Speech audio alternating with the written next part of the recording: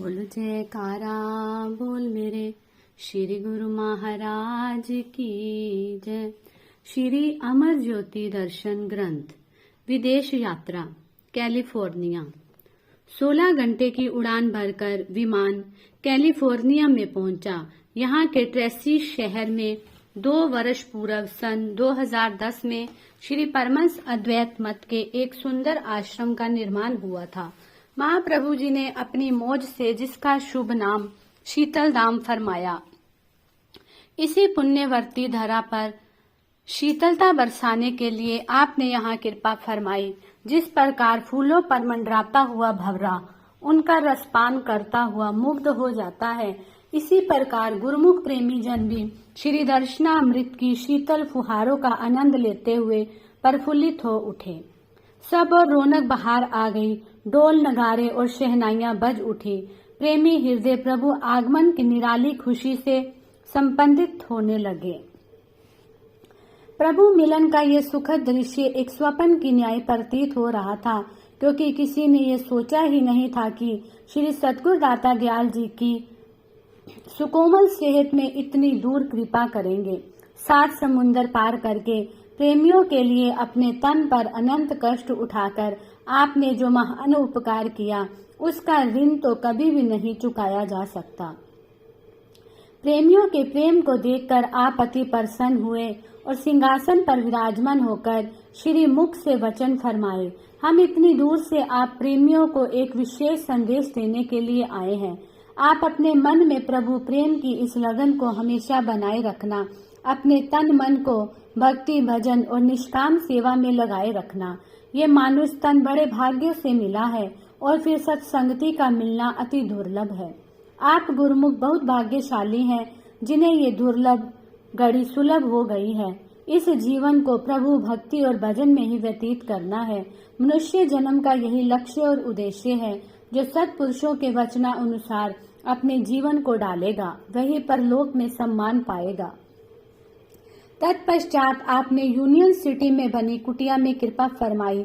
सन 1996 में आपने एक भगत जी के घर कृपा करके उसे अपने घर में सत्संग आरंभ करने की श्री आज्ञा फरमाई थी।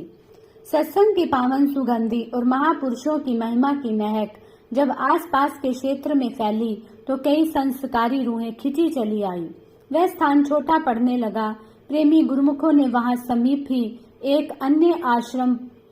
एक अन्य स्थान पर आश्रम का निर्माण किया। श्री सद्गुरुदेव जी महाराज का चरण स्पर्श पाकर आज इस धरती का कण कण खुशी से हर्षाते हुए अभ्यर्थना करने लगा। प्रेमियों के हृदय भी आनंदित हो श्री प्रभु जी का गुणगान करने लगे। संगीत वाद्यों की मधुर ध्वनि वातावरण में उल्लास भरने लगी। आपने सब गुरुमुखों का हालचाल पूछकर उन्हें निहाल कर दिया। उन्हें भक्ति की ओर अग्रसर हुआ देखकर आपको बहुत प्रसन्नता हुई। आपने उन्हें जीवन के उद्देश्य के प्रति सजग करते हुए फरमाया, ये जो दुर्लभ समय मिला है, इसमें भक्ति और भजन की खूब कमाई करनी है।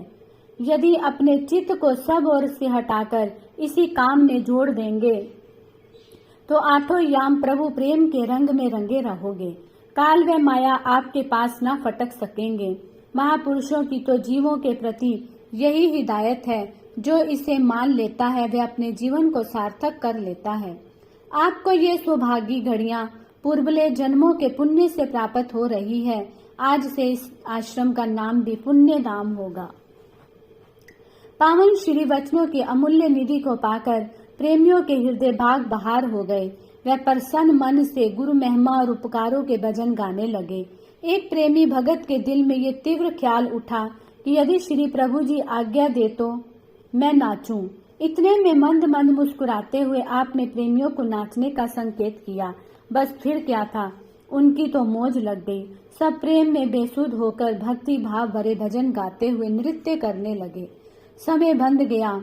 उन्हें आत्मा के परमात्मा से मिलन की साक्षात अनुभूति होने लगी। उन्हें निहाल करके आपने वापस ट्रेसी आश्रम में कृपा की। सब और आनंद और खुशियों की बहार थी। अब आगे लॉस एंजलिस का प्रोग्राम था। लॉस एंजलिस यहाँ भी श्री परमहंस अद्वैत मंदिर का एक सुंदर आश्रम बना हुआ है। श्री सद्गुरु दाता दयाल जी ने कृपा करके उसका शुभ मुहूर्त किया और अपने वचनों में फरमाया, क्या ये अमेरिका है? सब प्रेमियों ने कहा, जी स्वामी जी, ये अमेरिका है। पुनः फरमाया, आप अमेरिका वाले हैं? प्रेमियों ने विनय की, नहीं स्वामी जी, हम श्री अनंतपुर वाले हैं। फरमाया, कमाल है, अति कमाल है।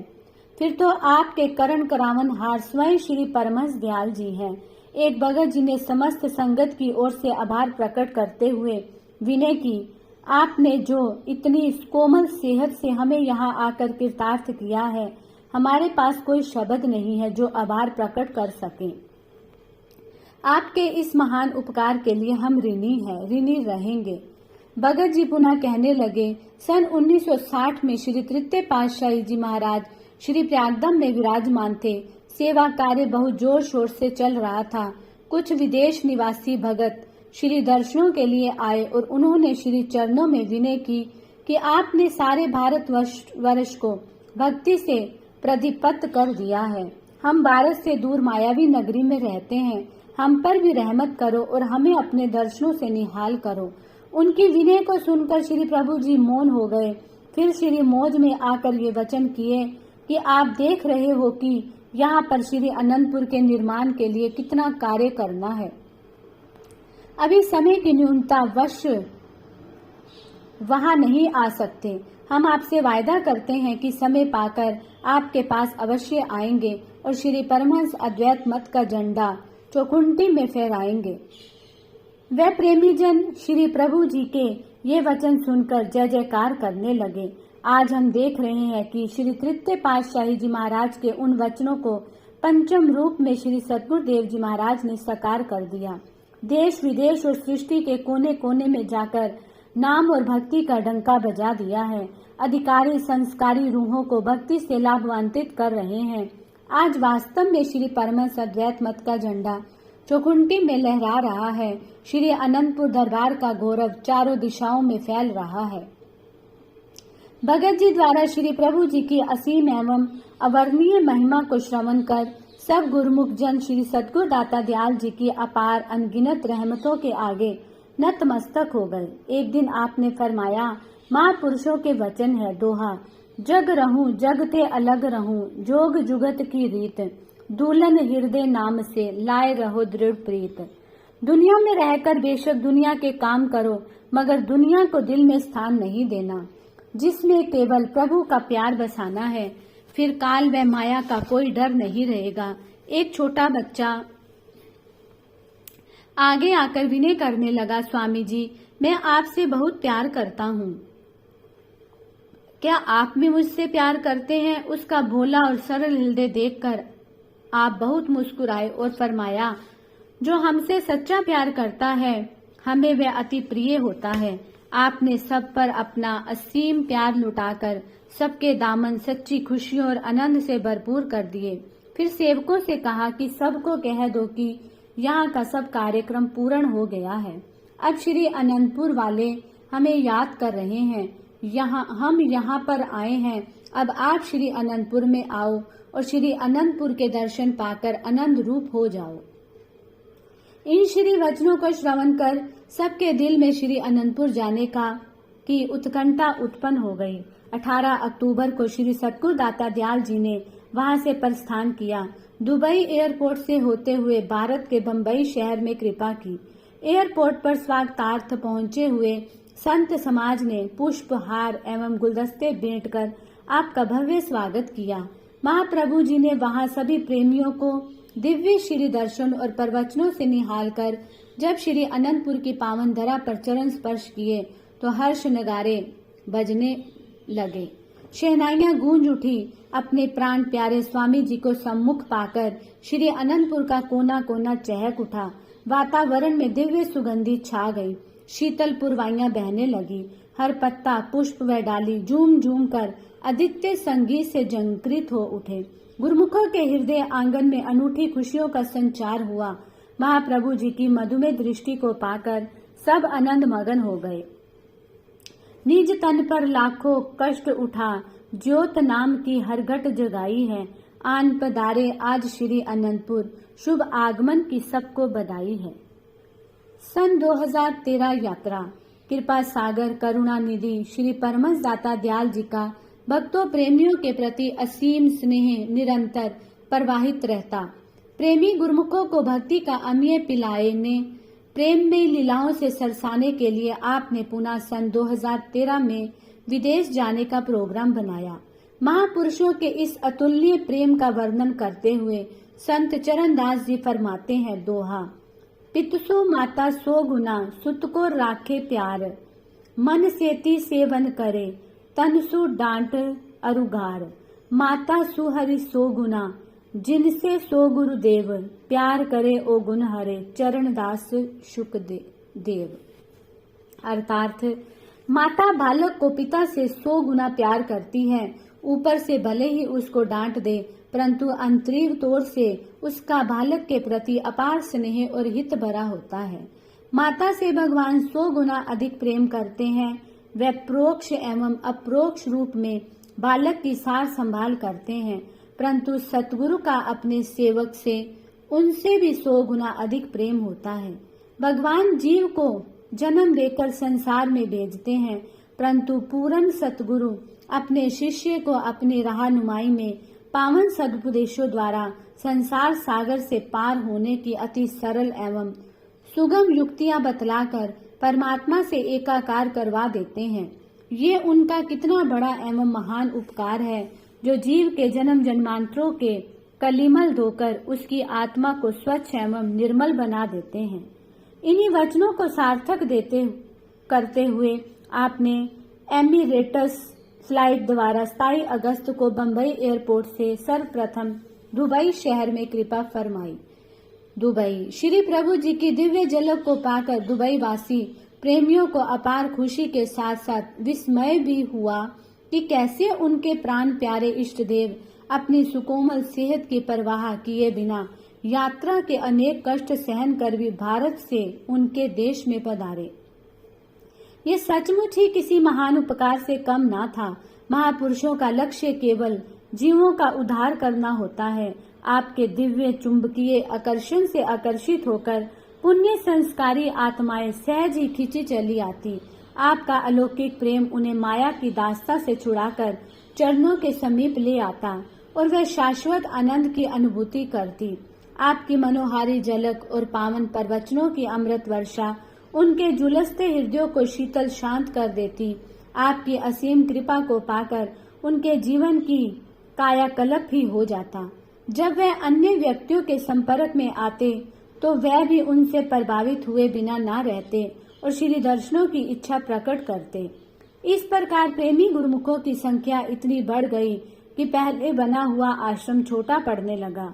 गुरुमुखों ने एक अन्य प्लॉट लेकर उस पर बड़े आश्रम का भव्य निर्माण किया। श्री सतगुरु देव जी महाराज ने निज कर कमलों से इस नए आश्रम का शुभ मुहूर्त किया। श्री परमहंसों की पावन प्रतिमाओं को पुष्प मालाएं पहनाकर मस्तक पर केसर तिलक लगाया। श्री आरती पूजा का कार्यक्रम हुआ। तत्पश्चात आपने अपने पावन वचनों में फरमाया, इंसान ईश्वर की अंश है, उसी की जात है। अगर ये अपने भंडार से जाकर नहीं मिला तो पता नहीं कितने जन्म ठोकरे खाता रहेगा। कई जन्म बे कीट पतंगा, कई जन्म गज मीन कुरंगा, कई जन्म पंखी सरप होइयो, कई जन्म हेवर वृक्ष जोइयो। मिल जगदीश मिलन की भरिया, चिरन काल एह देहे संजरिया। सतपुरुष फरमाते हैं कि कई जन्मों तक तो कीट पतंगों की योनियों में बरमता रहा।